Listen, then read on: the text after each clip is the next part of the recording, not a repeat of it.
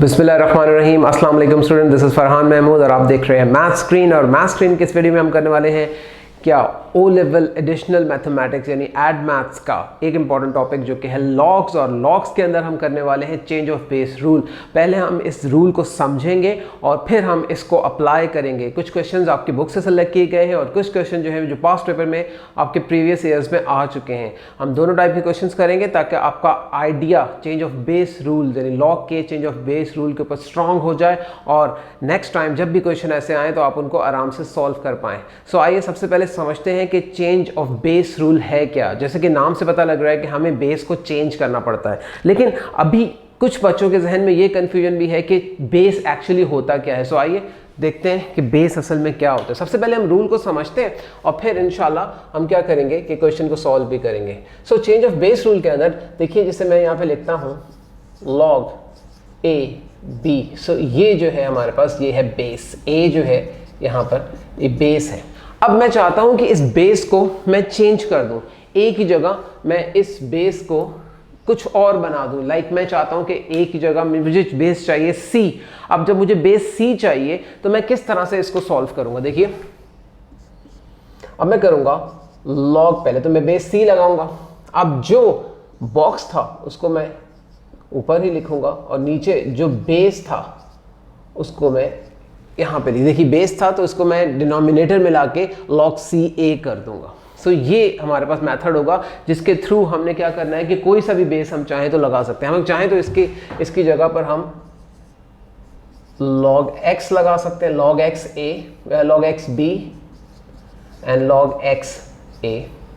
ठीक है, आप कोई भी बेस अपनी मर्जी का लगा सकते हैं। और अगर आप चाहें तो आप लॉग बी, अगर हम बी लगाना चाहें लॉग बी ए। अब क्या होगा देखिए, जब बॉक्स और बेस, बॉक्स हम इसको कह रहे हैं, इसको कंसिडर कर लीजिए कि ये बॉक्स है, ठीक है, और ये बेस है। तो जब ये दोनों सेम होते हैं किसी भी लॉग के साथ, जब ये दोनों सेम होते हैं तो आंसर 1 आ जाता है। यानी आपके पास अगर लॉग एक्स और यहाँ पे भी एक्स तो फिर आंसर 1 आ जाएगा। So according to this rule अब क्या होगा कि ऊपर हम लिख देंगे 1 और नीचे आ जाएगा log बी ए। सो थोड़ा सा गौर कीजिए, असल में क्वेश्चन क्या था शुरू में, log बेस ए बी। अगर हम इसको डायरेक्टली सॉल्व करना चाहें, ठीक है, तो हम यहाँ पे लिख सकते हैं क्या log हम इसको लिख सकते हैं 1 अपॉन लॉग बी ए। बेस अगर हम बी बनाना चाहते हैं तो हम इसको इस तरीके से लिख सकते हैं। अच्छा, इसके बाद हम मैंने आपसे बताया कि हम कोई भी बेस अपनी मर्जी का लगा सकते हैं, लेकिन वो हमें न्यूमरेटर डिनोमिनेटर दोनों में लगाना पड़ेगा। एक और बहुत इंपॉर्टेंट चीज़ जो आगे जाके एक्सरसाइजेज में लॉगरिथमिक इक्वेशन में हमें यूज़ करनी पड़ेगी वो ये कि अगर हमारे पास है log 10 तो आप इसको डायरेक्टली लिख सकते हैं LG। ठीक है, log बेस 10 है और बॉक्स कोई भी ले लेते हैं तो इसको हम LG ऑफ बॉक्स कर सकते हैं। ठीक है स्टूडेंट, ये हमारे पास इसका रूल था। इस रूल को हम अप्लाई करेंगे और इस रूल को अप्लाई करने के बाद यहाँ पर हम कुछ क्वेश्चन ऐसे करेंगे जिसके अंदर पावर रूल भी अप्लाई हो रहा है, जो कि हम प्रीवियस वीडियो में डिस्कस कर चुके हैं। मैं आपको रिमाइंड करा देता हूँ पावर रूल भी। देखिए पावर रूल कुछ इस तरह से है,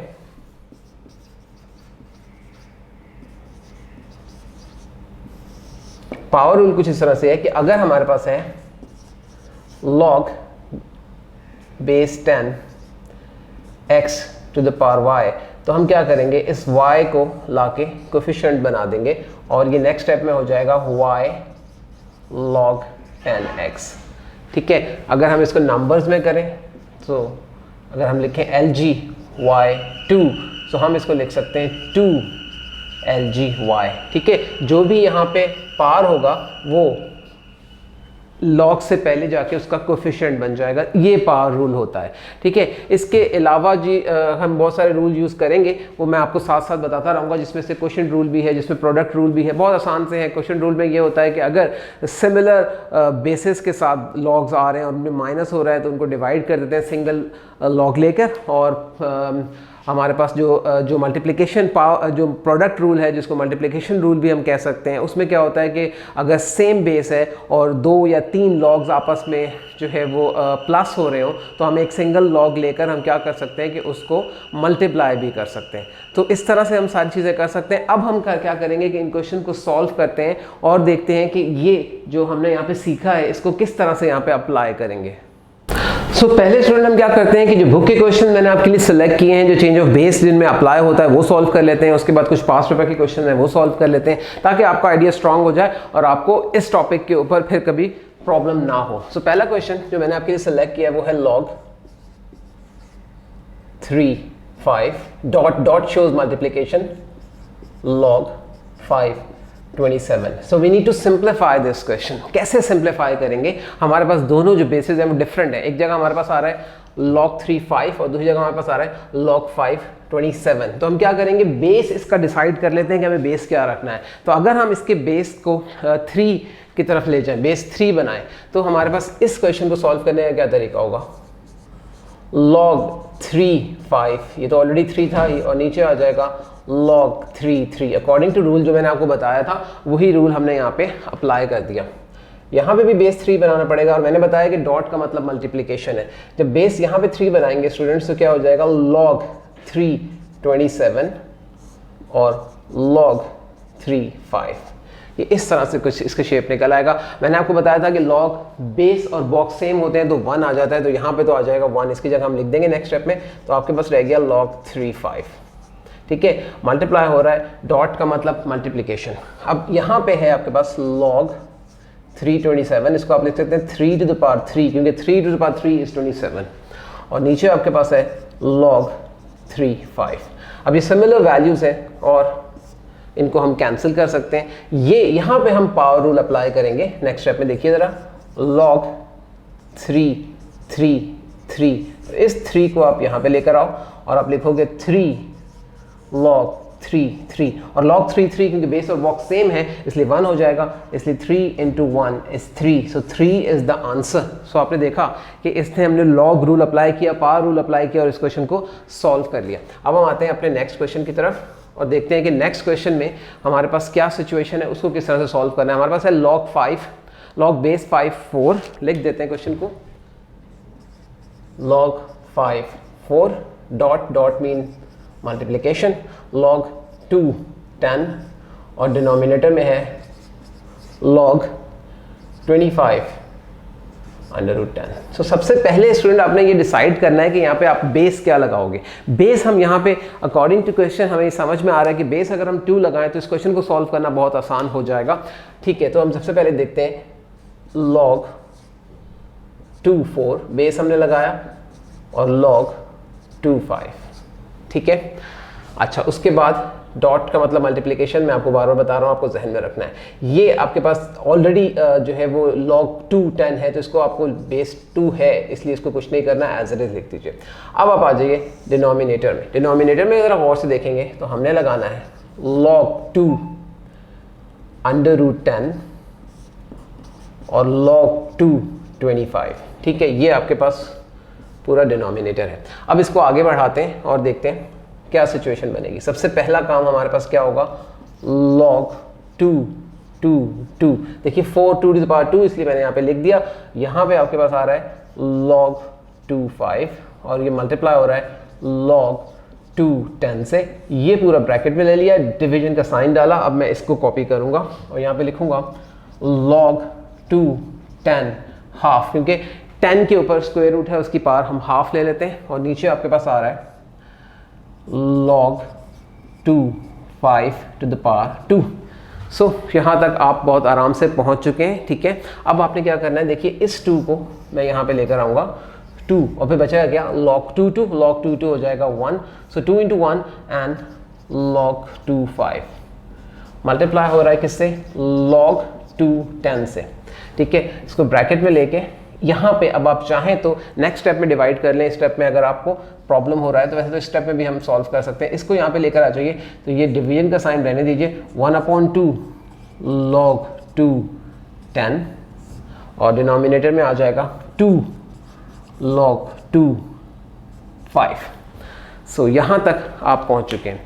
आगे हम क्या करते हैं, थोड़ा सा यहाँ पे लाइन लगा देता हूँ ताकि आपको नज़र आ जाए कि स्टेप जो है वो सेपरेट है। अब स्टूडेंट हमें क्या करना है, देखिए ये स्टेप तो एज इट इज रहेगा, 2 × 1 = 2 and then log 2 5 multiply by log base 2 10। अब ये डिवाइड था और डिवाइड से हम इसको टाइम्स मल्टीप्लाई कर देते हैं, जब मल्टीप्लाई करते हैं तो ये डिनोमिनेटर ऊपर आ जाएगा, 2 log 2 5 और हाफ log 2 10, ये इस तरह से बन जाएगा। अब ज़रा गौर से देखिए, हमारे पास कैंसिलेशन हो रही है, log 2 10 log 2 10, ठीक है, log 2 5 log 2 5, ठीक है।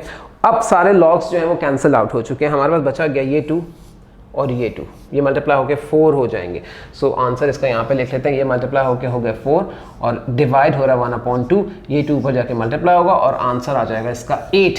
सो इसको हमने सॉल्व कर लिया, सिंप्लीफाई कर लिया, देखा आपने ये क्वेश्चन भी सॉल्व हो गया, यहाँ पे भी हमें चेंज ऑफ बेस का रूल अप्लाई किया था। अब हम आते हैं अपने थर्ड क्वेश्चन की तरफ और देखते हैं कि थर्ड क्वेश्चन को कोशिश करते हैं कि जो स्पेस बची है उसके अंदर सॉल्व करें। हमारे पास थर्ड क्वेश्चन छोटा सा ही है, इंशाल्लाह हो जाएगा। देखिए क्वेश्चन है log √a, इसका बॉक्स है, बेस है और बॉक्स है a²।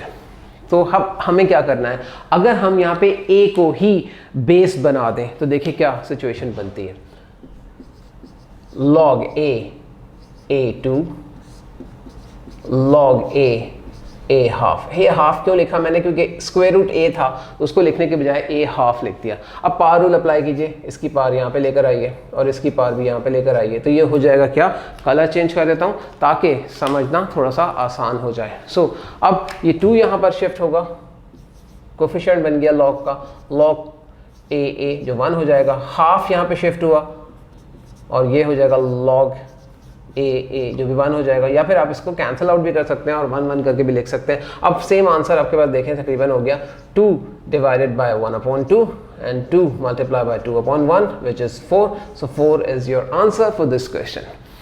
सो आई होप कि ये क्वेश्चन भी आपको समझ में आया होगा। अब हम क्या करते हैं, नेक्स्ट क्वेश्चन की तरफ चलते हैं जो कि लास्ट क्वेश्चन है इस आज के लेसन का, बुक के क्वेश्चन में से लास्ट क्वेश्चन है। तो इसको भी सॉल्व कर लेते हैं और देखते हैं हमारे पास ये क्वेश्चन क्या बता रहा है। ये है जी 3 log base a2, 3 log base a2, उसके बाद है जी -4 एंड देन प्लस log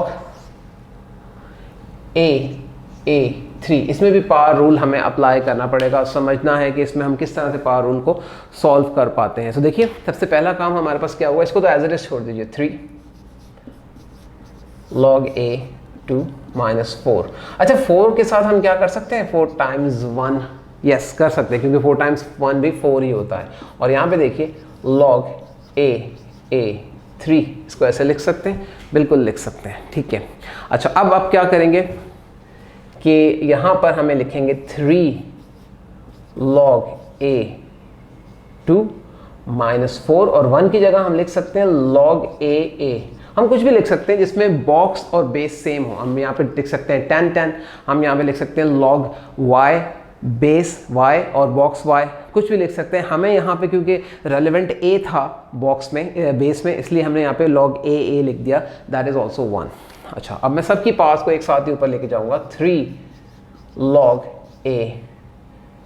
अब देखिए सिचुएशन हमारे पास क्या बनी है। अब हम चाहें तो इसको यहाँ पे लाके पावर को मल्टीप्लाई कर सकते हैं, इस पावर को भी यहाँ पे लाके इसकी पावर बना, इसको कोफिशिएंट को लाके पावर बना सकते हैं, इस कोफिशिएंट को लाके पावर बना सकते हैं, जिसको हमने पहले उतारा भी था। तो अब अगर हम इसको लेकर आए तो हमारे पास बनता है log a 2⁻³ minus log a⁴ and plus log a⁻3।